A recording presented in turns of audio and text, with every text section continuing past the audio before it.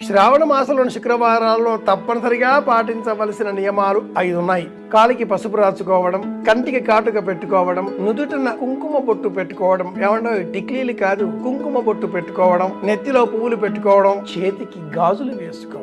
మట్టి గాజులు, ప్లాస్టిక్ గాజులు, బంగారు గాజులు కాదు. వేగినస్ అనే ఒక నరం మన దేహంలో గుండెతో ఆరంభమై చేతులలో చివరలలో ఈ చివర ప్రసరిస్తుంది. పూర్వకాలంలో డాక్టర్లు జ్వరం వచ్చిందా అంటే నాడి ఇక్కడ పట్టుకుని చూసేటటువంటి వారు. 60 సెకండ్లలో 72 సార్లు కొట్టుకునే నాడి ఇదే వేగినస్. దీన్ని మట్టి గాజుల రక్షించడం, అలాగే ఏ ఆభరణం అయితే మనం బుట్టుగా పెట్టుకుంటున్నామో ఆజ్ఞాచక్రం, ఏ గంధం అయితే మనం ఈ విధంగా మెడ భాగానికి అలదుకుంటున్నామో ఇది కూడా ఒక చక్రం.